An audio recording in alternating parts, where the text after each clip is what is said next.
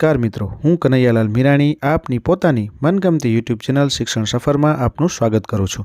આ ચેનલ ઉપર શૈક્ષણિક માહિતી, અભ્યાસક્રમ, શિષ્યવૃત્તિ પરીક્ષાઓ, સરકારી યોજનાઓ, સ્પર્ધાત્મક પરીક્ષાઓ તથા કમ્પ્યુટર અને ટેકનોલોજીને લગતા વિડીયો અપલોડ કરવામાં આવે છે। હજી સુધી તમે જો આ ચેનલને સબસ્ક્રાઇબ ના કરી હોય તો સબસ્ક્રાઇબ કરી દેજો, તમારા મિત્રોને શેર કરી દેજો અને બેલ આઇકન દબાવી દેજો જેથી અમારા નવા વિડીયોની અપડેટ આપને મળતી રહે। નમસ્કાર મિત્રો, આજે આપણે શિક્ષણ સફર ચેનલની અંદર જે વિડીયો સિરીઝ જે ચાલુ કરી છે આપણે બીજા વિભાગની, એની અંદર આપણે આજે બીજા વિભાગની અંદરના જે મોસ્ટ આઈએમપી પ્રશ્નો છે એની આપણે ચર્ચા કરીશું। તો તમે હજી સુધી આ ચેનલને સબસ્ક્રાઇબ ના કરી હોય તો સબસ્ક્રાઇબ કરી દેજો। આજે આપણે ધોરણ 8ની અંદરના જે સામાજિક વિજ્ઞાનના જે એકદમ મોસ્ટ આઈએમપી પ્રશ્નો હોય કે જે પૂછાઈ શકવાની સંભાવના વધારે હોય કે વધારે આપણે જોઈ શકીએ છીએ, તો એવા પ્રશ્નોનું આપણે સોલ્યુશન અહીંયા કરીને કરીશું।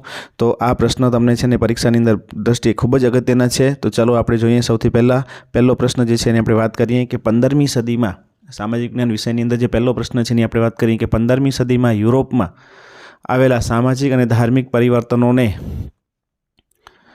અહીંયા કને તમને ખ્યાલ જ છે કે ધોરણ 8ની અંદર જે સામાજિક જ્ઞાનના જે પ્રશ્નો છે એ પ્રશ્ન ખરેખર ખૂબ જ અગત્યના હોય છે અને એ પ્રશ્નના જવાબનું આપણે સોલ્યુશન અહીંયા કને લેશું। તો તમે હજી સુધી જો આ ચેનલને સબસ્ક્રાઇબ ના કરી હોય તો સબસ્ક્રાઇબ કરી દેજો અને સાથે સાથે તમારા મિત્રોને પણ શેર કરી દેજો, જેના કારણે એમને પણ આવા અગત્યના પ્રશ્ન જે છે એ આપણી આ ચેનલ ઉપરથી મળી રહે અને એ પણ પરીક્ષાની અંદર સારા માર્ક્સ મેળવી અને મેરિટની અંદર આવી શકે। કારણ કે આ પ્રશ્ન જે છે સામાજિક જ્ઞાનના એકદમ આઈએમપી પ્રશ્નો છે કે આવા પ્રશ્ન પરીક્ષાની અંદર મોસ્ટ ઓફ પૂછાતા હોય છે। તો આવા આઈએમપી જે પ્રશ્નો હોય છે એ આઈએમપી પ્રશ્નોનું સોલ્યુશન જ આપણે આ કરીએ છીએ। અહીંયા કને આપણે આ ચેનલની અંદર આપણે આખો વિડીયો સિરીઝ, જેની અંદર વિભાગ 1 અને વિભાગ 2 બંનેના વિડીયો સિરીઝની આપણે અહીંયા કને ચર્ચા કરવાના છીએ। તમે જોઈ શકશો કે તમને અંદર વિભાગ 1ના પણ વિડીયો મળશે અને વિભાગ 2ના પણ વિડીયો આની અંદર તમને મળી રહેશે, જે આખા સળંગ આપણે વિડીયો સિરીઝ ચાલુ કરી છે। ચલો, પહેલો પ્રશ્ન જે છે એની વાત કરીએ કે 15મી સદીમાં યુરોપમાં આવેલા સામાજિક અને ધાર્મિક પરિવર્તનોને આપણે કયા નામે ઓળખીએ છીએ?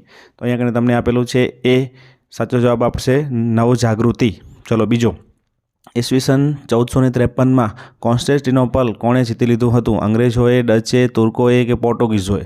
તો સાચો જવાબ આવશે સી, તુર્કોએ। કારણ કે અહીંયા કને તમે જોઈ શકો છો કે 1453ની અંદર તુર્કો આવ્યા હતા। ભારતમાંથી કઈ ચીજ વસ્તુની યુરોપમાં મોટા પ્રમાણમાં નિકાસ થતી હતી? તો ભારતની અંદરથી સુતરાઉ કાપડ, રેશમી કાપડ, મરી મસાલા કે તેજાના, ગળી, સુરોખાર, અફીણ કે અહીં આપેલા બધા જ? તો તમને બધાને ખબર છે, તમે ભણી જ ગયા છો કે ભારતની અંદરથી જે ચીજ વસ્તુઓનો યુરોપની અંદર એ લોકો લઈ જતા હતા તો આ બધી જ વસ્તુઓ લઈ જતા હતા, એટલે આપણો જવાબ આવશે ડી, અહીં આપેલા બધા જ। ચોથો, ભારત આવવાના નવા જળમાર્ગની શોધ કોણે કરી અને ક્યારે કરી હતી? તમને અહીંયા કને 4 ઓપ્શન આપેલા છે, A, B, C, D। આ 4 ઓપ્શન પૈકીમાંથી તમારે સાચો જવાબ પસંદ કરવાનો છે। ખાસ ધ્યાન રાખજો, અહીંયા કને આપણો જવાબ આવશે બી, 1498 અને વાસ્કો દ ગામા। ઉપરના પહેલા વિકલ્પમાં પણ વાસ્કો દ ગામા આપેલો છે પણ ત્યાં સાલ ખોટી છે, એટલે તમે ખાસ ધ્યાન આપજો। ચલો, પાંચમું, વાસ્કો દ ગામા કયા દેશનો વતની હતો? પોર્ટુગલ, ઇટલી, ઇંગ્લેન્ડ કે પછી ફ્રેન્ચ? કયા દેશનો વતની હતો વાસ્કો દ ગામા જે છે એ ક્યાંથી આવ્યો હતો? તો એ આપણને ખબર છે, આપણે પાઠમાં ભણી ગયા છીએ કે એ પોર્ટુગલ, ત્યાંનો એ વતની હતો। છઠ્ઠો પ્રશ્ન, ભારતમાં પોર્ટુગીઝ રાજ્યની સ્થાપના કોણે કરી હતી? તો અહીંયા કને તમને આપેલું છે આલ્બુકર્કે, અલ્મેડાએ, ઝામોરીને કે પછી સ્ટીફને? કોણે કરી હતી ભારતની અંદર પોર્ટુગીઝ રાજ્યની સ્થાપના કરવાની અંદર? કોનું નામ આવે છે? તો આપણે અહીંયા કને A, B, C, D 4 વિકલ્પો તેને આપેલા છે। 4 વિકલ્પોની અંદર તમારે પસંદ કરવાનું છે, શું આવશે? અલ્મેડા। આપણો સાચો જવાબ આવશે બી। ચલો, પછી 7મો પ્રશ્ન, પોર્ટુગીઝોએ ભારતમાં ક્યાં પોતાની રાજધાની બનાવી? તો પોર્ટુગીઝોએ સૌથી પહેલાં ભારતમાં આવ્યા પછી ક્યાં રાજધાની બનાવી છે? તો કોચીનમાં, દીવમાં, દમણમાં કે ગોવામાં? તો તમને ખબર છે, આપણો સાચો જવાબ આવશે ડી, ગોવામાં એમણે રાજધાની બનાવી। પછી 8મો પ્રશ્ન, ભારતમાં આવેલા પોર્ટુગીઝ પ્રજાને કયા નામે ઓળખવામાં આવતી? ભારતની અંદર જે પોર્ટુગીઝ પ્રજા આવી તો એમને આપણે અહીંયા કને કયા નામે ઓળખતા હતા? સાગરના સ્વામી, મરી મસાલાના મહેમાન, વહાણવટાના વડા કે પછી કિલ્લાના બાંધનાર? તો આપણે એને ઓળખતા હતા સાગરના સ્વામી, એટલે સાચો જવાબ આવશે એ। ચલો, એના પછી 9મો પ્રશ્ન, ડચ અથવા એટલે કે વલંદાઓ લોકોએ ભારતમાં પોતાનું કેન્દ્ર ક્યાં બનાવ્યું હતું? જે ડચ છે એટલે કે વલંદા છે એણે ભારતમાં પોતાનું કેન્દ્ર ક્યાં બનાવ્યું? મછલીપટ્ટમ, શ્રીરામપુર, ગોવા કે પછી પટણા? તો સાચો જવાબ આવશે મછલીપટ્ટમ। ચલો, એના પછી ઈસવીસન 1600માં 10મો પ્રશ્ન જેની આપણે વાત કરીએ કે ઈસવીસન 1600માં ઇંગ્લેન્ડમાં કઈ કંપનીની રચના કરવામાં આવી? 1600ની અંદર ઇંગ્લેન્ડની અંદર કઈ કંપનીની રચના કરવામાં આવી, સ્થાપના કરવામાં આવી હતી? Franco Indian, East India, Fort Center કે પછી વેસ્ટ ઇન્ડિઝ? કઈ કંપની ત્યાં ઇંગ્લેન્ડની અંદર સ્થાપવામાં આવી હતી 1600ની સાલની અંદર? તો તમને ખબર છે કે ઈસ્ટ ઇન્ડિયા કંપની જે 1600ની સાલની અંદર સ્થાપવામાં આવી હતી અને પછી એ જ ઈસ્ટ ઇન્ડિયા આપણે અહીંયા કરીને ભારતની અંદર પણ વેપાર કરવા માટે આવ્યા હતા. ચલો 11મો પ્રશ્ન. અંગ્રેજોએ કયા સ્થળે સૌપ્રથમ પોતાની કોઠી સ્થાપી? અંગ્રેજોએ સૌથી પહેલાં ક્યાં આવીને પોતાની કોઠી સ્થાપી? સુરત, કાલિકટ, મદ્રાસ કે પછી હુગલી? કઈ જગ્યાએ એ લોકોએ પોતાની સૌથી પહેલી કોઠી ક્યાં સ્થાપી હતી? તો જવાબ આવશે એ સુરત. ચલો 12મો પ્રશ્ન. ટોમસ રો એ ભારતના કયા બાદશાહ પાસેથી વેપાર કરવાની પરવાનગી મેળવી હતી? તો તમને ખબર છે કે સૌથી પહેલાં બીજા એક અંગ્રેજ આવે છે જેને ના પાડવામાં આવે છે, પછી આવે છે ટોમસ રો. તો ટોમસ રો જ્યારે આવે છે ત્યારે ભારતની અંદર કોણ શાસન કરતું હોય છે, કયા રાજા હોય છે? તો જવાબ આવશે બી જહાંગીર. જહાંગીરના સમયની અંદર એ આવ્યા હતા ટોમસ રો અને જહાંગીરે એમને પરમિશન આપી હતી. ચાલો, અંગ્રેજોએ સ્થાપેલી કઈ કોઠીને ફેક્ટરી કહેવામાં આવતી હતી? તો અહીંયા તમને આપેલું જ છે કે સુરતની કોઠી છે, કાશીમ બજારની કોઠી, હુગલી નદીની કોઠી કે પછી કાલીઘાટની કોઠી? કઈ કોઠી એવી છે કે જેને અંગ્રેજોએ સ્થાપી હતી અને એને ફેક્ટરી કહેવામાં આવતી હતી? તો તમે અહીંયા કને ABCD 4 વિકલ્પો પૈકી વિચારીને જોઈ શકો છો કે કઈ એવી કોઠી હતી? તો જેનો જવાબ આવશે સી, હુગલી નદીની કોઠી હતી જેને ફેક્ટરી તરીકે ઓળખવામાં આવતા હતા. ચલો, અહીંયા કને તમારે આટલું ખાસ અહીંયા ધ્યાનમાં શું રાખવાનું છે કે ભારતમાં જે યુરોપિયન પ્રજા જે છે આવી છે એ ક્રમમાં કયા ક્રમમાં આવી છે એ તમારે ખાસ ધ્યાનમાં રાખવાનું છે, કારણ કે ક્રમ છે એ ઘણી વખત તમને પૂછાતો હોય છે. સૌથી પહેલાં જ આવ્યા છે કોણ? તો કે પોર્ટુગીઝ પ્રજા આવી છે, બીજામાં હોલેન્ડ, ડચ આવ્યા છે, ડેનમાર્કથી ડેનિશ, ઇંગ્લેન્ડથી અંગ્રેજો અને પછી 5મા નંબરમાં ફ્રાન્સમાંથી ફ્રેન્ચો આવે છે. ભારતમાં સૌ પ્રથમ આવનાર યુરોપિયન પ્રજા છે એ પોર્ટુગીઝો છે. પહેલા નંબર ઉપર આપણે અહીંયા કને જોઈ શકીએ છીએ. ફર્સ્ટ નંબર ઉપર પોર્ટુગલ છે, પછી બાકીની બીજી પ્રજાઓ બધી છે એ આપણને અહીંયા કને જોવા મળે છે. પોર્ટુગીઝ, ડચ, ડેનિશ, અંગ્રેજો અને છેલ્લે ફ્રેન્ચો. ચલો, 14મો પ્રશ્ન છે એ આપણે જોઈએ કે ફોર્ટ વિલિયમ આજે કયા નામે ઓળખાય છે? ફોર્ટ વિલિયમ જે છે એ આજે કયા નામે ઓળખાય છે? સોરી, અહીંયા પ્રશ્નની અંદર તમને મિસ્ટેક આપેલી છે, કયા નામે નહીં આવે પણ કઈ જગ્યાએ જે છે કયા નામે ઓળખાય છે. સોરી, ફોર્ટ વિલિયમ જે છે એ અત્યારે કલકત્તાના નામે ઓળખાય છે. કયું શહેર છે? કલકત્તા. ફ્રેન્ચના કયા અધિકારીએ મદ્રાસમાં કોઠી સ્થાપી હતી? તો ફ્રેન્ચનો એવો કયો અધિકારી હતી જેણે મદ્રાસમાં કોઠી સ્થાપી હતી? દુપ્લે હતો, અલ્મેડા હતો, આલ્બુકર હતો કે પછી ફ્રેન્કો માર્ટિન હતો? તો તમે અહીંયા જોઈ શકો છો કે ફ્રેન્ચની અંદર જે અધિકારીઓ જે બધા આવ્યા એમાંથી મદ્રાસમાં કોઠી સ્થાપનાર કોણ હતો? તો ફ્રેન્કો માર્ટિન. તમે જોઈ શકો આલ્બુકર અને આલ્મેડા જે છે એ તો આવતા જ નથી, એ તો પોર્ટુગીઝોના સમયમાં છે. પછી અંગ્રેજોએ બંગાળમાં પોતાની પ્રથમ કોઠી ક્યારે સ્થાપી હતી? અંગ્રેજોએ બંગાળમાં પોતાની કોઠી ક્યાં સૌથી પહેલાં છે એ સુરતમાં સ્થાપી હતી, પણ બંગાળમાં ક્યારે સ્થાપી? ઈસવીસન 1600માં, ઈસવીસન 1757માં, ઈસવીસન 1651માં કે પછી ઈસવીસન 1818માં? તો જવાબ આવશે આપણો ઈસવીસન 1651ની અંદર એ લોકોએ બંગાળમાં પોતાની કોઠી છે એ પ્રથમ કોઠી છે એ સ્થાપી. ચલો, એના પછી કોણે અંગ્રેજોને બંગાળ, બિહાર અને ઓડિશામાં મુક્ત વેપાર કરવાની પરવાનગી આપી હતી? જે ત્યાં કને સૌથી પહેલાં એ લોકોએ બંગાળ, બિહાર અને ઓડિશાની અંદર વેપાર ચાલુ કર્યો હતો, તો સૌથી પહેલાં મુક્ત વેપાર કરવાની પરવાનગી કોણે આપી હતી? જહાંગીરે, સમ્રાટ ફર્રુખશિયરે, પછી સિરાજઉદ્દૌલાએ કે પછી મિર્જાફરે? તો જવાબ આવશે સમ્રાટ ફર્રુખશિયર. એણે સૌથી પહેલાં આ બંગાળ, બિહાર અને ઓડિશાની અંદર મુક્ત વેપાર કરવાની છે એ મંજૂરીને આપી દીધી હતી, જેના કારણે અંગ્રેજો ત્યાં કરીને બહુ સારી રીતે વેપાર કરી શકતા હતા. ચલો, 18મો. પ્લાસીનું યુદ્ધ કોની વચ્ચે થયું હતું? પ્લાસીના યુદ્ધ વિશે પણ તમે ઘણું બધું જાણો જ છો, કારણ કે પ્લાસીનું યુદ્ધ તમે સારી રીતે ભણી ગયા છો. તો જવાબ આવશે સી, લોર્ડ ક્લાઇવ અને સિરાજઉદ્દૌલા. ચલો, તમે આ પણ તમે જોઈ શકો છો, તમને ખ્યાલ છે. ચલો, 19મો પ્રશ્ન. પ્લાસીનું યુદ્ધ ક્યારે થયું હતું? તો અહીંયા તમારે તારીખ સાથે એને યાદ રાખવું પડશે. તારીખ અને સાલ બંને વસ્તુ યાદ રાખવાની છે, કારણ કે તમે જોઈ શકો છો કે તમને એટલી જ ખબર હોય કે આ સાલમાં થયું હતું, પણ જો તારીખ ખબર ના હોય તો પણ અહીંયા જવાબ તમારો ખોટો પડે. તો 23 જૂન 1757. જો અહીંયા બીજો વિકલ્પ આપેલો છે 15 જૂન, પણ આપણો જવાબ સાચો આવશે 23 જૂન, એટલે 15 જૂન 1757. કયા યુદ્ધ પછી અંગ્રેજો વેપારીમાંથી સંસ્થાનના માલિક બન્યા? કયું યુદ્ધ થયું જેના કારણે અંગ્રેજ પ્રજા જે વેપાર કરવા આવી હતી એની જગ્યાએ હવે એ લોકો ધીમે ધીમે માલિકી ભાવ એટલે કે માલિક બનતા થયા? પ્લાસીનું યુદ્ધ, બક્સરનું યુદ્ધ, મૈસૂરનું યુદ્ધ કે પછી મરાઠા યુદ્ધ? તો જવાબ આવશે પ્લાસીનું યુદ્ધ. પ્લાસીના યુદ્ધ પછી એ લોકો પોતાને વેપારીમાંથી સંસ્થાના માલિક બન્યા. પ્લાસીનું મૂળ નામ શું હતું? તો જે પ્લાસીનું યુદ્ધ જ્યાં થયું હતું એ એરિયા જે છે એનું પ્લાસી જે છે એનું મૂળ નામ શું હતું? પલાસ, ખાખરો, કેસુડો કે વિજય? તો જવાબ આવશે પલાસ. ચલો, એના પછીનો પ્રશ્ન જે છે 22મા પ્રશ્નની આપણે વાત કરીએ કે નીચેનામાંથી કોણે અંગ્રેજોને ભારતની બહાર કાઢી કાઢી નાખવાની યોજના બનાવી હતી? કોણે યોજના બનાવી હતી? મીર કાસિમ, અવધના નાયબ, મુગલ સમ્રાટ કે પછી આપેલા તમામ? નીચેનામાંથી કયા લોકોએ અંગ્રેજોને ભારતની બહાર કાઢી નાખવા માટે તેની યોજના બનાવી હતી? તો તમે અહીંયા કને જોઈ શકો છો કોણે બનાવી છે. તો આપણો જવાબ આવશે મીર કાસિમ. ચલો એના પછી જે છે આપણે વાત કરીએ કે બક્સરનું યુદ્ધ ક્યારે થયું હતું? તો બક્સરનું યુદ્ધ જે છે એ તમે જોઈ શકો છો કે ઈસવીસન 1764માં, 1757માં, 1818માં કે પછી 1767માં.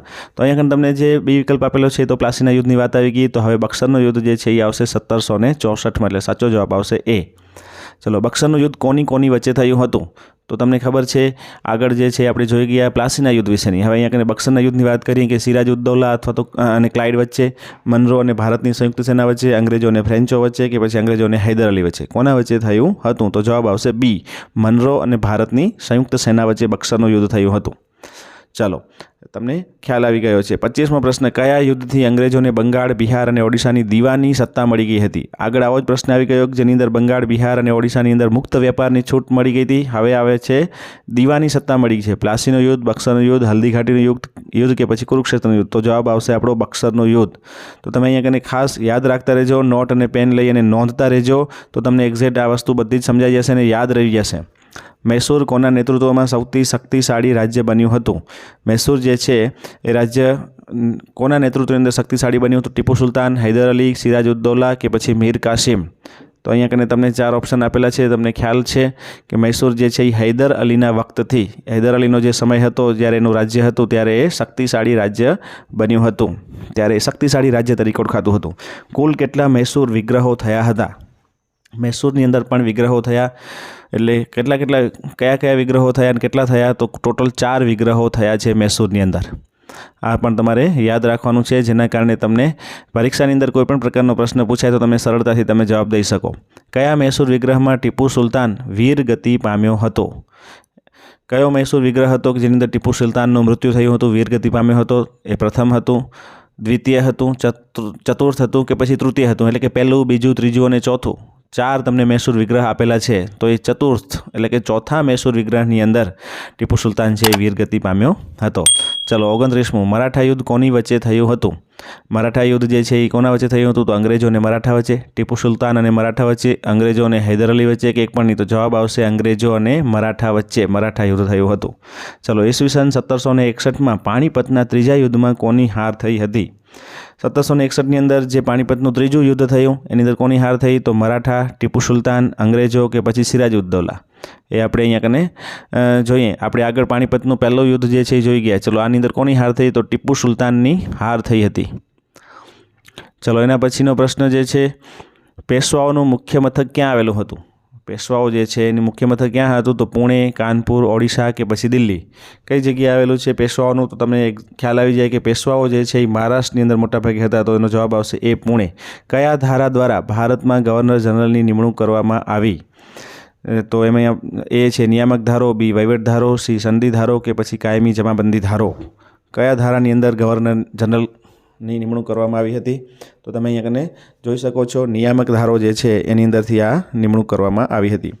ચલો 33મો પ્રશ્ન છે એની વાત કરીએ કે અંગ્રેજ શાસન સમયે ભારતના વહીવટીતંત્રનો સર્વોચ્ચ વડો કોણ ગણાતું? જ્યારે અંગ્રેજો શાસન કરતા હતા ત્યારે ભારતના વહીવટીતંત્રના સર્વોચ્ચ વડો એટલે કે સૌથી મેઇન વ્યક્તિ જે છે, સૌથી વડા વ્યક્તિ છે એ કોણ ગણાતું હતું? વાઇસરોય, ગવર્નર જનરલ, સિપાહી કે પછી ડીએસપી? ચલો અહીંયા કને આપણને 4 ઓપ્શન છે A, B, C, D. એમાં તમે જોઈ શકો છો કે બી જવાબ છે એ આપણો સાચો આવશે, ગવર્નર જનરલ. ચલો આ રીતના તમારે પ્રશ્નના સોલ્યુશન કરવાનું છે. ચલો આપણે નેક્સ્ટ પ્રશ્ન તરફ જઈએ. 34મો પ્રશ્ન, ભારતમાં સનદી સેવાઓની શરૂઆત કોણે કરી હતી? ભારતની અંદર જે સનદી સેવાઓ જે છે એની શરૂઆત કોણે કરી હતી? તો એનો જવાબ છે અહીંયા આપણને A, B, C, D આપેલા છે, એટલે કે કોર્નવોલિસ, રોબર્ટ ક્લાઇવ, મનરો કે પછી ટોમસ રો? કોણે કરી હતી આ શરૂઆત? તો આપણો સાચો જવાબ આવશે એ, કોર્નવોલિસ. ચલો એના પછી 35મો, કોના સમયમાં સનદી સેવાઓમાં પ્રવેશ મેળવવા સ્પર્ધાત્મક પરીક્ષાઓ શરૂ કરવાની હિમાયત કરી હતી? સૌથી પહેલાં સેવાની શરૂઆત જે છે એ કોર્નવોલિસે કરી, પણ હવે સ્પર્ધાત્મક પરીક્ષાઓ દ્વારા જે આ સેવાઓમાં ભરતી કરવામાં આવે એવું કોણે કીધું છે? તો કોર્નવોલિસ, વેલેસ્લી, ડેલહાઉસી કે પછી ક્લાઇવ? તો જવાબ આવશે ડેલહાઉસી, સી. ચલો એના પછી આપણે 36મા પ્રશ્નની વાત કરીએ. અહીંયા કને તમારો સાચો જવાબ તમે જોઈ શકો છો. 36મો પ્રશ્ન જે છે, પોલીસ તંત્રની શરૂઆત કયા ગવર્નર જનરલે કરી હતી? અત્યારે આપણે જે પોલીસ તંત્ર જોઈ રહ્યા છીએ તો એ પોલીસ તંત્રની શરૂઆત કયા ગવર્નર જનરલ દ્વારા કરવામાં આવી હતી? રોબર્ટ ક્લાઇવ, કોર્નવોલિસ, ડેલહાઉસી કે પછી બેન્ટિક? તમે આ 4 ઓપ્શન જે છે એ તમે જોઈ શકો છો. તો આપણો સાચો જવાબ આવશે બી, કોર્નવોલિસ. ચલો, એના પછી 37મો, અંગ્રેજ શાસનમાં જિલ્લા કક્ષાએ પોલીસ અધિકારી તરીકે કોની નિમણૂક કરી હતી?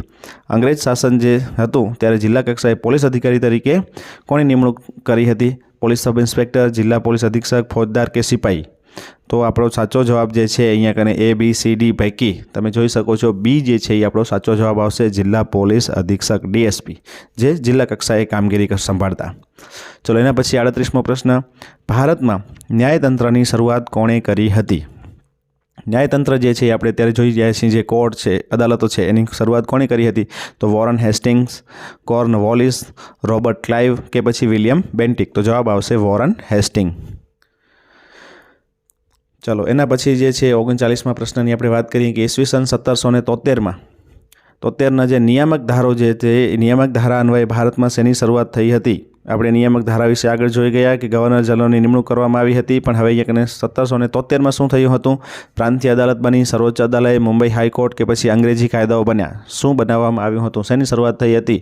તો તમે જોઈ શકો છો કે આપણો જવાબ જે છે A, B, C, D પૈકી આપણો સાચો જે જવાબ આવશે એ શું આવશે? તો તમે જોઈ શકો છો કે આપણો સાચો જવાબ જે છે એ બી આવશે, સર્વોચ્ચ અદાલત. ચલો, 40મો, સૌ પ્રથમ વખત ભારતીયોને ન્યાયતંત્રમાં ઉચ્ચ હોદ્દાઓ પર મૂકવાની શરૂઆત કોણે કરી હતી? આ એક આપણા માટે સારી વસ્તુ છે, કારણ કે અંગ્રેજો વખતે ભારતીયોને આપણે કોઈ લેતા નહોતા, પણ શરૂઆત અહીંયાથી થઈ એમ આવે છે કે ભારતીયોને ન્યાયતંત્રની અંદર ઉચ્ચ હોદ્દાઓ ઉપર શરૂઆત કરવામાં આવી.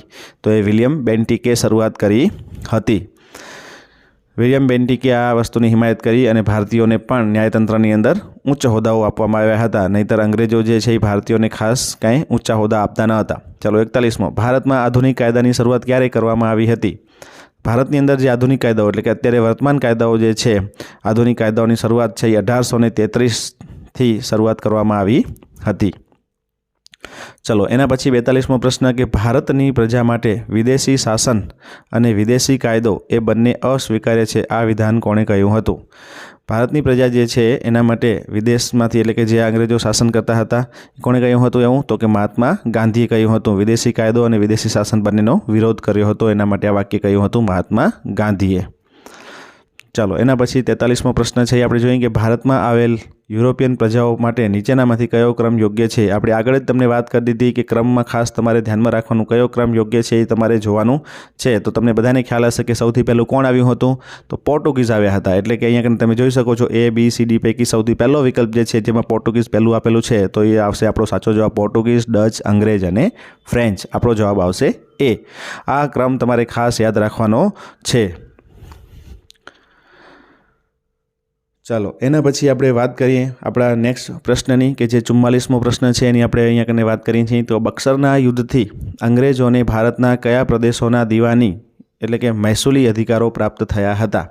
જે બક્સરનું યુદ્ધ થયું એના પછી ભારતના કયા કયા પ્રદેશો એવા હતા કે જેની અંદર એ લોકો મહેસૂલ ઉઘરાવી શકતા હતા, દીવાની સત્તા એમને મળી ગઈ હતી? કયા કયા વિસ્તાર હતા આપણે આગળ જ જોઈ લીધું બક્સરના યુદ્ધ વખતે કે એની અંદર શું અસર થાય છે. તો અહીંયા તમે જોઈ શકો છો A, B, C, D પૈકી C જવાબ જે છે એ આપણો સાચો આવશે, બંગાળ, બિહાર અને ઓરિસ્સા. આ 3 રાજ્યો જે એવા હતા, 3 વિસ્તાર જે એવા હતા કે જેની અંદર એ લોકોએ સૌથી પ્રથમ મહેસૂલ ઉઘરાવવાનું ચાલુ કર્યું હતું. ચલો, એના પછી 45મો પ્રશ્ન છે કે ભારતમાં કયા કાયદા અંતર્ગત સર્વોચ્ચ અદાલતની સ્થાપના થઈ હતી? ભારતની અંદર એવો કયો કાયદો જે છે જેના કારણે સર્વોચ્ચ અદાલતની સ્થાપના થઈ? તો સૌથી પહેલાં આપણે આગળ જોઈ જ ગયા કે 1773નો નિયામક ધારો, જેના દ્વારા અદાલતોની શરૂઆત થઈ હતી, એટલે સર્વોચ્ચ અદાલતની સ્થાપના પણ એ એક્ટ દ્વારા જ થઈ છે. ચલો, એના પછી ફોર્ટ વિલિયમ, 46મો પ્રશ્ન છે, ફોર્ટ વિલિયમ કોલેજની સ્થાપના કયા સ્થળે થઈ હતી?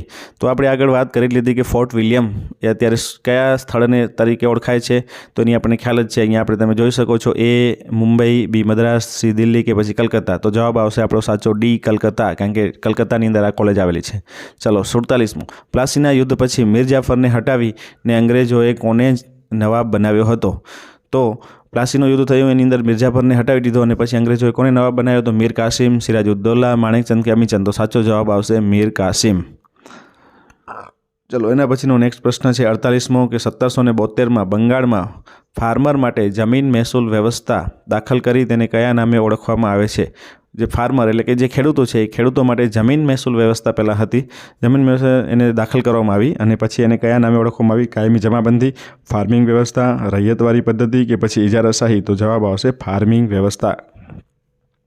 1772ની અંદર આ ફાર્મિંગ વ્યવસ્થા જે છે દાખલ કરવામાં આવી. પછી 1793માં ભારતમાં કાયમી જમાબંધી કોણે દાખલ કરી? તો અહીંયા તમે જોઈ શકો છો. હવે જે નેક્સ્ટ જે છે એ કાયમી જમાબંધીને લગતો મુદ્દો છે. તેમાં આવશે કોર્નવોલિસ, વિલિયમ બેન્ટિક, મનરો કે પછી વેલેસ્લી? તો સાચો જવાબ આવશે કોર્નવોલિસ એ. ચલો, આપણે 49 પ્રશ્ન જોયા. એના પછી નેક્સ્ટ હવે 50મા પ્રશ્નની વાત કરી કે કાયમી જમાબંધી પહેલાં બંગાળ કયા નામે ઓળખાતું હતું?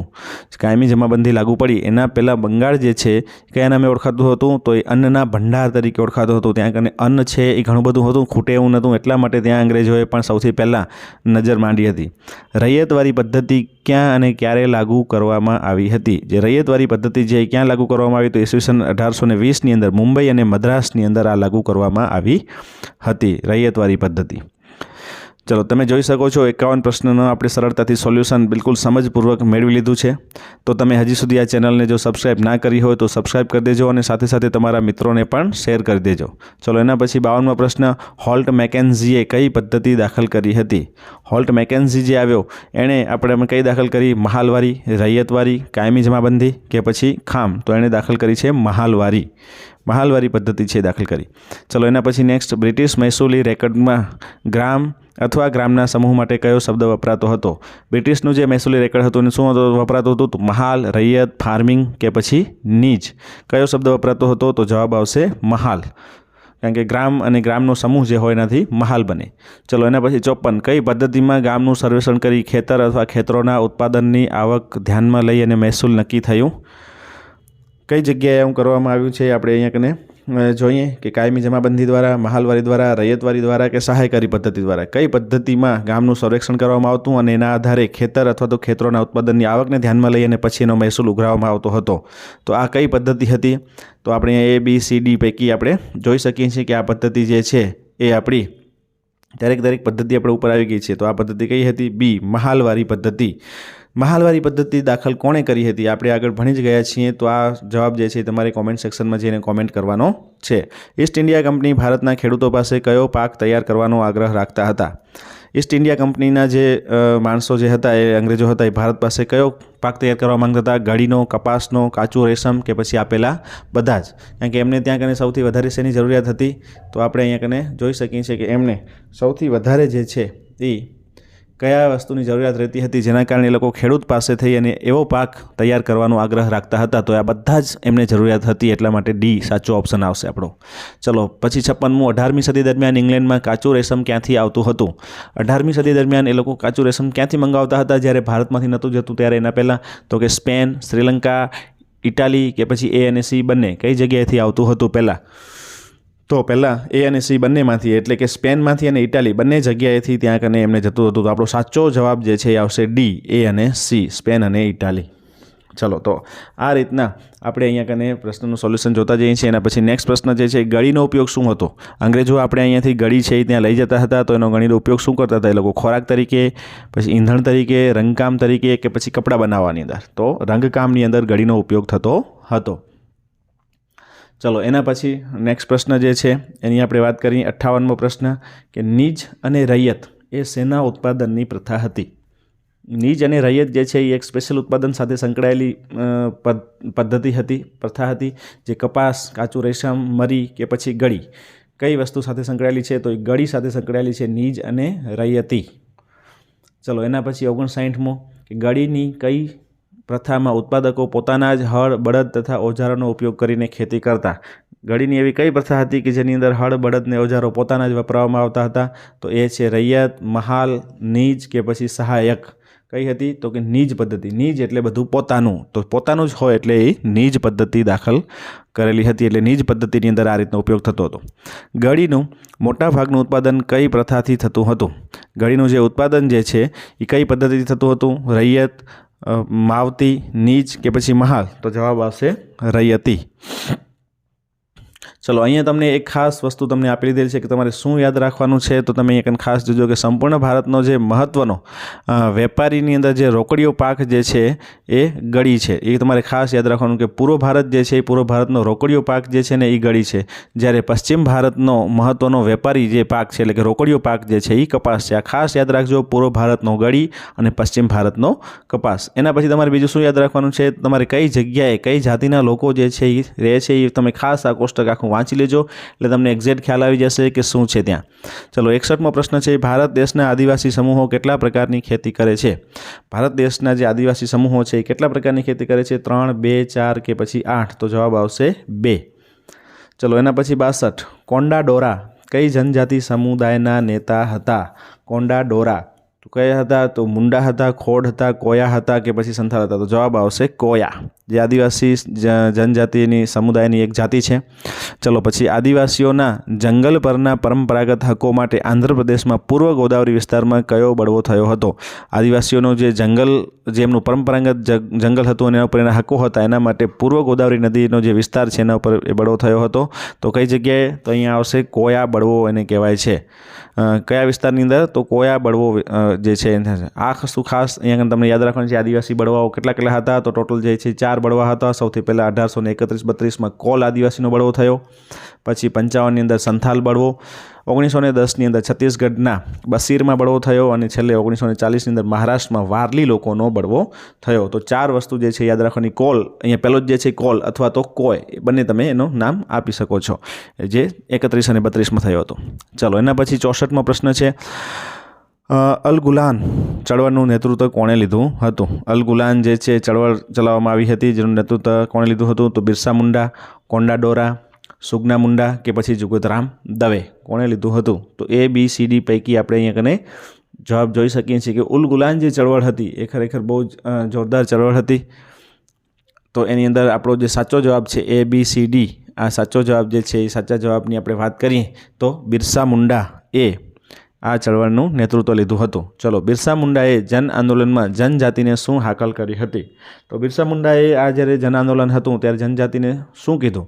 તો દારૂ પીવાનું છોડી દેવાનું કીધું, ગામની સફાઈ રાખવાની કીધું, ડાકણ અથવા તો જાદુકડામાં વિશ્વાસ ન રાખવો એમ કીધું, અથવા તો આપેલ તમામ કીધું. તો આ જે એમના જે પ્રદૂષણો એટલે કે જે એમના દૂષિત લક્ષણો જે હતા એ બધી જ વસ્તુ બિરસા મુંડાએ એમને છોડી દેવાનું કીધું હતું. તો આ વસ્તુ આપણો જવાબ આવશે D. દીકુઓ શબ્દનો અર્થ શું થાય છે? દીકુઓનો શબ્દ શું થાય? બાળકો, બહારથી આવેલા, ચાંચિયાઓ કે પછી આદિવાસી? તો આવે છે જવાબ આવશે બહારથી આવેલા. ચલો અહીંયા કને તમારે આ પણ વસ્તુ ખાસ યાદ રાખવાની છે. જે બિરસા મુંડા વિશે તમને અહીંયા માહિતી આપેલી છે કે એમનો જન્મ કઈ જગ્યાએ થયો હતો? તો એમનો જન્મ જે છે 15મી નવેમ્બર 1875માં સુગના મુંડા એમના પિતાશ્રીનું નામ છે, માતાનું નામ છે કરમી મુંડાઈ. એમણે શિક્ષણ છે મિશનરી શાળાઓમાં લીધું હતું. એમને વૈષ્ણવ ધર્મ પ્રચારક તરીકે એમણે કામ કરેલું છે, જનજાતિ સમાજનો ઉત્કર્ષ કરેલો છે અને અવસાન છે એ 1900માં થયું હતું. તો તમે જોઈ શકો છો અહીંયા કને કે એમની બહુ નાની વયે જ એમનું અવસાન થઈ ગયું છે. એમણે બહુ સારું એવું એમની જનજાતિ માટે જાગૃતિ ફેલાવવામાં કામ કરેલું છે. કાયમી જમાબંધી, રૈયતવારી અને મહાલવારી જમીન મહેસૂલ પદ્ધતિની શરૂઆત કરનારા કોણ હતા? આ જે ત્રણેય જે પદ્ધતિઓ છે, કાયમી જમાબંધી છે, રૈયતવારી છે કે પછી મહાલવારી છે, આ ત્રણેયને શરૂ કરનાર કોણ હતા? તો અહીંયા તમને ત્રણેયના નામ આપેલા છે. એ ત્રણેયના નામ તમારે યાદ રાખવાનું છે. સૌથી પહેલાં કાયમી જમાબંધી. તો કાયમી જમાબંધી કોણે શરૂઆત કરી? રૈયતવારી કોણે શરૂ કરી? તો આ બધી જ વસ્તુઓ અહીંયા તમને આપેલી છે ABCDમાં. તો તમે જોઈ શકો છો અહીંયા કને આપણો જે સાચો જવાબ જે છે ABCD પૈકી B છે એ સાચો જવાબ આવશે. એટલે કે કાયમી જમાબંધી કોર્નવોલિસ છે, રૈયતવારી થોમસ મુનરોએ અને મહાલવારી પદ્ધતિ છે એ હોલ્ટ મેકેન્ઝે ચાલુ કરી હતી. તો આ રીતના આપણો સાચો જવાબ છે B.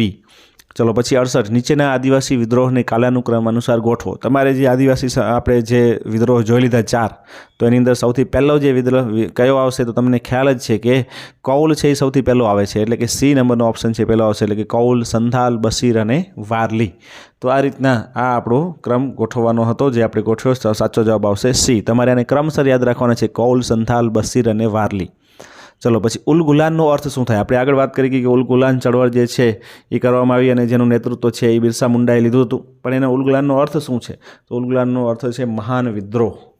કોઈપણ બાબતની અંદર વિદ્રોહ કરવા, મહાન વિદ્રોહ, મોટો વિદ્રોહ કરવામાં આવે. ચલો, ગળીના રમખાણો કયા વર્ષમાં થયા હતા? તો ગળી માટે જે રમખાણો થયા હતા એ કયા વર્ષે થયા હતા? તો ઈસવીસન 1859-60ની અંદર જે આ રમખાણો થયા હતા. તો સાચો જવાબ આવશે આપણો એ 1859-60માં.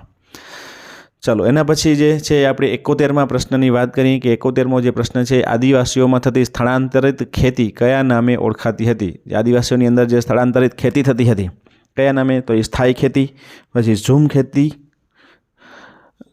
અને કોન્ટ્રાક્ટ ફાર્મિંગ કે ભાગ બટાઈ. તો સાચો જવાબ આવશે બી.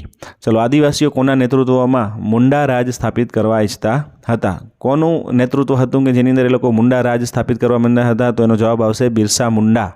મુંડા એક એમની જાતિ છે, એટલા માટે એ લોકો મુંડા રાજ સ્થાપિત કરવા માંગતા હતા. ચલો, એના પછી 73મો, અંગ્રેજોએ ક્યાં સુધી સંપૂર્ણ ભારત પર પોતાની રાજકીય સત્તા સ્થાપી દીધી હતી? અંગ્રેજોએ આખા ભારતની અંદર પોતાની રાજકીય સત્તા સ્થાપી દીધી હતી. ક્યાં સુધી? તો કે 1818 સુધીમાં એમણે પોતાની સંપૂર્ણ સત્તા છે એ ભારત ઉપર સ્થાપી દીધી હતી. ચલો, એના પછી આપણે વાત કરીએ. ચલો, આપણે ડેલહાઉસીએ કઈ આક્રમક નીતિ અમલમાં મૂકી હતી? 74મો પ્રશ્ન જે છે, કઈ નીતિ હતી? તો ખાલસા નીતિ. સાચો જવાબ આવશે આપણો બી, ખાલસા નીતિ. ડેલહાઉસીની જે છે એ બહુ ખરેખર આક્રમક નીતિ હતી. ચલો, એના પછી જે છે એ આપણે વાત કરીએ 75મા પ્રશ્નની કે ડેલહાઉસીએ ખાલસા કરેલા રાજ્યોમાં કોનો સમાવેશ થતો નથી? તો ડેલહાઉસીએ આ ખાલસા નીતિ દ્વારા અમુક રાજ્યોને ખાલસા કર્યા હતા. તો એની અંદર કયો રાજ્ય એવું છે કે જેની અંદર આનો સમાવેશ થતો નથી? તો જવાબ આવશે મૈસૂર. બાકી સતારા, ઝાંસી અને અવધ આ ત્રણેયને ખાલસા કરી દીધા હતા. મૈસૂરને ખાલસા કર્યું ન હતું. ચલો, 76મો પ્રશ્ન છે, અંગ્રેજોએ ભારતને કાચા માલનું સંસ્થાન અને પાકા માલનું બજાર બનાવવા માંગતા હતા. આ વિધાનનો સમાવેશ ઈસવીસન 1857ના કયા કારણમાં થશે? તો આ જે છે 1857ની અંદર કયું કારણ જે એવું હતું કે જેની અંદર એ લોકો એવું ઈચ્છતા હતા ભારત કાચો માલ અહીંયાથી લઈ જાય? તો એ સમાવેશ થશે શેમાં? તો કે સી, આર્થિક બાબતમાં સમાવેશ થશે. ચલો, 77મો, નીચેનામાંથી ઈસવીસન 1857ના સંગ્રામ માટે કયું લશ્કરી કારણ જવાબદાર હતું? 1857નો જે સંગ્રામ થયો એના માટે કયું કારણ જવાબદાર હતું? હિન્દ સૈનિકોના પગાર ભથ્થા અને સગવડ નિમ્ન હતી. સુબેદારથી વધારે ઊંચો હોદ્દો ન આપવો એ હતી. હિન્દી સૈનિકોને પાઘડી બાંધવા, તિલક કરવા અને દાઢી રાખવા ઉપર પ્રતિબંધ હતો કે પછી ઉપરના બધા જ હતા? તો તમને ખબર છે કે અંગ્રેજો જે છે એ શું કરતા હતા? તો અંગ્રેજો જે છે એ આવા બધા નિયમોનું પાલન કરાવતા હતા, જેના કારણે થઈને આપણે જવાબ આવશે ડી, ઉપરના બધા જ કારણો જે હતા કે જે 1857નો સંગ્રામ થયો. ચલો, 78મો પ્રશ્ન છે કે ઈસવીસન 1857ના સંગ્રામનું તાત્કાલિક કારણ કયું હતું? તત્કાલીન જે કારણ હતું એ શું હતું? તો કે ઊંચું જમીન મહેસૂલ, વહીવટીતંત્રમાં ભારતીયોને અન્યાય, ચરબીવાળા કારતૂસ કે પછી હિન્દુ અને મુસ્લિમોનું ધર્મ પરિવર્તન? તો તમે જોઈ શકો છો આપણો સાચો જવાબ આવશે સી, ચરબીવાળા કારતૂસ. ચલો, એના પછી 79, સૈનિકો માટે જૂની બેઝ રાઇફલની જગ્યાએ બીજી નવી કઈ રાઇફલ આવી હતી? સૈનિકો માટે જે સૌથી પહેલાં જૂની બેઝ રાઇફલ વાપરવામાં આવતી હતી એની જગ્યાએ હવે નવી રાઇફલ જે છે એ આપવામાં આવી હતી. કઈ હતી? તો AK-56, પ્રિન્સટન, એનફિલ્ડ કે પછી ફિલ્ડ બેઝ. તો આપણે ઉપર જોયું એટલે ચરબીવાળા કારતૂસ કયા રાઇફલ માટે વપરાતા હતા? તો એ આવશે એનફિલ્ડ. તો અહીંયા આપણો સાચો જવાબ આવશે સી, એનફિલ્ડ. અને આ સી, એનફિલ્ડમાં ચરબીવાળા કારતૂસ વાપરવા માટેની વાત હતી અને જેના કારણે આખો 1857નો સંગ્રામ થયો હતો. ચલો, એનફિલ્ડ રાઇફલમાં વાપરાતી કારતૂસો શેની બનેલી હતી? તો આપણે આગળ જ હમણાં જ પ્રશ્નમાં આવી ગયું હતું. અહીંયા કને આપણે જોઈ શકીએ છીએ શેની ચરબી બની હતી? તો ગાય અને ડુક્કરની ચરબીવાળા કારતૂસો બનાવેલા હતા અને એ વાપરવાનું કહેવાતા આપણે અહીંયા કને સંગ્રામ થયો હતો. ચલો, એના પછી એનફિલ્ડ રાઇફલ કારતૂસની કેપને શેના વડે તોડવી પડતી હતી? તો તમને બધાને ખબર છે કે આ જે કારતૂસ જે હતી એની કેપ જે તોડવા માટે થઈને દાંત વડે, નખ વડે, હાથ વડે કે હથોડી વડે, એટલે કે દાંત વડે તોડવી પડતી, એને મોઢામાં નાખવી પડતી હતી. અને આ ગાય અને ડુક્કરની ચરબી હોવાના કારણે થઈને મોઢામાં નાખવાનું ભારતીય સૈનિકો ના પાડતા હતા. ચલો, 82, મંગલ પાંડે કયા અંગ્રેજ અધિકારીની હત્યા કરી હતી? મંગલ પાંડે કે જે ક્રાંતિકારીઓમાં સૌથી આગળ છે, એણે કોની કરી હતી? તો યુશન નામના અંગ્રેજ અધિકારીની એણે હત્યા કરી હતી. 83, ઈસવીસન 1857ના સંગ્રામનો પ્રથમ શહીદ કોણ બન્યું હતું? પ્રથમ શહીદ કોણ બન્યું હતું? રાણી લક્ષ્મીબાઈ, તાત્યા ટોપે, મંગલ પાંડે કે પછી ગરબડદાસ? તો તમને બધાને ખબર છે કે સૌથી પહેલું જે છે આ 1857નો સંગ્રામ થયો ત્યારે સૌથી પહેલી શહીદી વોરનાર કોણ હતું? મંગલ પાંડે. તો આપણો સાચો જવાબ આવશે સી. ચલો, એના પછી ઈસવીસન 1857ના સંગ્રામની ખરી શરૂઆત ક્યારે અને ક્યાંથી થઈ હતી? 1857નો સંગ્રામ જે છે એ ક્યાંથી શરૂઆત થઈ હતી? તો 20 મે 1856 પૂનામાં, 10 મે 1857 મેરઠથી સાચી શરૂઆત એની થઈ હતી. તો આપણે યાદ રાખવાની છે 10 મે 1857 મેરઠ, તો ત્યાંથી એની શરૂઆત કરવામાં આવી હતી. ચલો એના પછી આપણે વાત અહીંયા કરીને તમારે ખાસ યાદ રાખવાનું છે 1857ના સંગ્રામનું નેતૃત્વ કોણે લીધું હતું અને કઈ જગ્યાએ લીધું હતું? તો સૌથી પહેલાં સંગ્રામનું કેન્દ્ર એટલે કે લખનૌથી બેગમ હજરત મહાલ, ઝાંસીથી રાણી લક્ષ્મીબાઈ, બિહારથી કુંવરસિંહ, બરેલીથી બહાદુર ખાન, કાનપુરથી નાના સાહેબ પેશવા અને ગુજરાતમાંથી ગરબડદાસ મુખી. કયા સ્થળેથી કોણે નેતૃત્વ લીધું છે એ ખાસ યાદ રાખજો, કારણ કે પરીક્ષાની અંદર ઘણી વખત આવો પ્રશ્ન પૂછાતા હોય છે કે ઝાંસીથી નેતૃત્વ લેનાર કોણ હતું અથવા તો બરેલીથી નેતૃત્વ લેનાર કોણ હતું. ચલો એના પછી 85 રૈયતવારી પદ્ધતિના પ્રણેતા કોણ હતા? આગળ જ આ વસ્તુ આપણે આવી ગઈ છે, એ જ પ્રશ્ન છે અહીંયા કને, એવો ને એવો સેમ પ્રશ્ન છે એટલે તમને ખ્યાલ આવી જશે કે થોમસ મુનરો એ આ રૈયતવારી પદ્ધતિ અમલમાં મૂકી હતી. કાનપુરના નાના સાહેબ પેશવાના બાહોશ પ્રધાન કોણ હતું? કાનપુરની અંદર જે નાના સાહેબ પેશવા જે હતા એના મેઇન મુખ્ય જે કોણ હતા? તો તાત્યા ટોપે. આપણો જવાબ આવશે એ. ચલો એના પછી આપણે નેક્સ્ટ પ્રશ્નની વાત કરી 87ની. તો અહીંયા કંઈ તમને આપેલું છે કે બિહારના જાગીરદાર કુંવરસિંહે કેટલા વર્ષની વયે સંગ્રામનું નેતૃત્વ કર્યું હતું? તો બિહારના જે જાગીરદાર છે કુંવરસિંહ, એમણે કેટલા વર્ષની વયે નેતૃત્વ કર્યું હતું? 92, 52, 82 કે પછી 22 વર્ષ? તો આપણે અહીંયા ABCD 4 પૈકી આવશે જવાબ 82 વર્ષની વયે એમણે આ સંગ્રામનું નેતૃત્વ સંભાળ્યું હતું. પછી આવશે 88માં જોધા માણેક અને મૂળુ માણેક કયા વિસ્તારમાં અંગ્રેજોનો સામનો કર્યો હતો? તો જોધા માણેક અને મૂળુ માણેકનો કયો વિસ્તાર છે? મહીસાગર, આણંદ, દ્વારકા અને ઓખા કે પછી પંડરવાડા? તો જવાબ આવશે દ્વારકા અને ઓખા. ચલો એના પછી 89 ગુજરાતની આગેવાની લેનાર ગરબડદાસ ક્યાંના મુખી હતા? ગરબડદાસ મુખી જેની આપણે આગળ વાત આવી ગઈ કે ક્યાંના હતા? આણંદના, દ્વારકાના, ઓખાના કે નડિયાદના? તો જવાબ આવશે આણંદ. આણંદના એ ગરબડદાસ મુખી છે એ વતની હતા. ચલો એના પછી 90 મહીસાગર જિલ્લાના કયા વિસ્તારના આદિવાસીઓ 1857ના સંગ્રામમાં લડત ચલાવી હતી? મહીસાગર જિલ્લાના કયા વિસ્તારના આદિવાસીઓ ચલાવી હતી? દિવાડા, બાકોર, પાંડરવાડા કે પછી લુણાવાડા? કયો વિસ્તાર હતો? ABCD પૈકી તમે અહીંયા જોઈ શકો છો કે આપણો જે સાચો જવાબ જે છે એ પાંડરવાડા C આવશે. ત્યાંના આદિવાસીઓ જેણે હતા એમણે સંગ્રામની અંદર લડત ચલાવી હતી. ચલો એના પછી આપણે વાત કરીએ છીએ 91મા પ્રશ્નની, કે જે 91મો પ્રશ્ન તમને આપેલો છે કે ઈસવીસન 1857ના સંગ્રામથી કોનો અંત આવ્યો? 1857નો જે સંગ્રામ થયો એનાથી કોનો અંત આવ્યો? કંપની શાસનનો, બ્રિટિશ પાર્લામેન્ટનો, અંગ્રેજ કોઠીઓનો કે પછી ખાલસા નીતિનો? તો તમે જોઈ શકો છો કંપની શાસનનો અંત આવ્યો અને એ પછી ત્યાં કને અંગ્રેજોના શાસનમાં ફેરફાર થયો. ચલો એના પછી 92 ઈસવીસન 1857ના સંગ્રામની નિષ્ફળતા માટે નીચેનામાંથી કયું કારણ જવાબદાર હતું? આપણે જે ભારતીયોએ 1857ની અંદર જે સંગ્રામ કર્યો એ સંગ્રામ આપણો નિષ્ફળ ગયો, આપણે અંગ્રેજો સામે લડી શક્યા નહીં, બરાબર. તો એનું મુખ્ય કારણ, એનું જે કયું કારણ હતું એ આપણે જોઈએ તો સૌથી પહેલી વસ્તુ છે કેન્દ્રીય નેતાગીરીનો અભાવ, લશ્કરી તાકાતની ઉણપ, મોટાભાગના રાજાઓનો અલીપ રહ્યા. આ ત્રણ કારણો જવાબદાર હતા, એટલે સાચો જવાબ આવશે D. ચલો એના પછી 93 ઈસવીસન 1857ના સંગ્રામમાં જોડાયેલા ગુજરાતના કયા સ્થળનો સમાવેશ થતો નથી? ગુજરાતની અંદર એવું કયું સ્થળ હતું કે જે આ સંગ્રામની અંદર જોડાયેલું ન હતું? અમદાવાદ, પાટણ, ભાવનગર કે પછી સાબરકાંઠા? તો તમે અહીંયા ABCD પૈકી જોઈ શકો છો કે ભાવનગર જે છે એ એની અંદર જોડાયેલું હતું નહીં, જ્યારે અમદાવાદ, પાટણ અને સાબરકાંઠા આ ત્રણેય સંગ્રામમાં જોડાયેલા હતા. ઈસવીસન 1857ના સંગ્રામમાં કયા શાસકે અંગ્રેજોને સહકાર આપ્યો હતો? જ્યારે આ સંગ્રામ થયો ત્યારે આપણા ભારતની અંદર જ કયા શાસકો હતા કે જેણે અંગ્રેજોને સહકાર આપ્યો? હૈદરાબાદ અને કાશ્મીર, વડોદરા અને ભોપાલ, ઇન્દોર અને ગ્વાલિયર કે પછી અહીંયા આપેલા બધા જ? તો આ ત્રણ જે છે એ એમણે અહીંયા સહકાર આપ્યો હતો. તો સાચો જવાબ આપણો આવશે D. ચલો ઈસવીસન 1857ના સંગ્રામને કોણે ભારતનો પ્રથમ સ્વાતંત્ર્ય સંગ્રામ ગણાવ્યો છે? તો આ આપણો આ પ્રથમ ભારતનો સ્વતંત્ર સંગ્રામ છે એવું કોણે જણાવ્યું છે? તો વિનાયક દામોદર સાવરકર, એટલે કે આપણે જેને ઓળખીએ છીએ વીર સાવરકર તરીકે. તો આ વીર સાવરકરે આ વસ્તુ કીધેલી હતી કે આ ભારતનો પ્રથમ સ્વાતંત્ર્ય સંગ્રામ હતો. ચલો એના પછી આપણે વાત કરીએ છીએ 96મા પ્રશ્નની, નીચેના પૈકી કયું જોડકું યોગ્ય છે? તમને અહીંયા કને જોડ આપેલી છે, તો કયું જોડ છે એ યોગ્ય છે જેવી આ પ્રશ્ન આપણે આગળ તમને યાદ રાખવા માટે કીધું હતું કે કાનપુરથી નાના સાહેબ, લખનૌ બેગમ હજરત, જગદીશપુરથી કુંવરસિંહ કોણ કઈ જગ્યાના હતા, કોણે નેતૃત્વ સંભાળ્યું હતું એની અહીંયા વાત કરવામાં આવી છે ABCD પૈકી. તો સૌથી પહેલાં એ જે છે એ સાચો જવાબ આવશે, કાનપુર નાના સાહેબ, લખનૌ બેગમ હજરત અને જગદીશપુરની અંદર કુંવરસિંહ. તો અહીંયા એ છે એ સાચો જવાબ છે આપણો. પછી આવશે 97. તો અહીંયા કને 1857ના સંગ્રહમાં મુખ્ય સ્થળોમાં નીચેનામાંથી કયા સ્થળનો સમાવેશ થતો નથી? આ સંગ્રામની અંદર મુખ્ય કયા સ્થળો નથી આવતું? તો એ દિલ્હી, ઝાંસી, સતારા કે પછી ચંદીગઢ. તો ચંદીગઢનો સમાવેશ મુખ્ય શહેરોમાં થતો નથી, જ્યારે દિલ્હી, ઝાંસી અને સતારાની અંદર આ સંગ્રામ મુખ્ય રૂપે મુખ્ય સ્થળોની અંદર સમાવેશ થતો હતો, મુખ્ય રૂપથી ચાલતો હતો. ચલો એના પછી 1857ની 98મો પ્રશ્ન છે. 1857ની ઘટનાને કયા લેખકે પ્રથમ સ્વતંત્ર સંગ્રામ તરીકે ગણાવ્યો હતો? કયા વ્યક્તિએ ગણાવ્યો હતો? તો આવશે વીર સાવરકર. પણ અહીંયા આપેલું છે કયા લેખકે, તો કયા લેખકે આવે છે? તો એની અંદર પણ એ જ આવશે વીડી સાવરકર, એટલે કે વીર સાવરકર. પછી 99મો, ઈસવીસન 1857ના સંગ્રામમાં ક્રાંતિકારીઓએ કોને ભારતના શહેનશાહ તરીકે જાહેર કરવાનું નક્કી કર્યું હતું? તો આ સંગ્રામ દરમિયાન કોણ ભારતના શહેનશાહ આવ્યા? બહાદુર શાહ બીજો, બરેલીના બહાદુર ખાં, અવધના વાજિદ અલી શાહ કે પછી સિરાજ ઉદ દૌલા? તો જવાબ આવશે બહાદુર શાહ બીજો.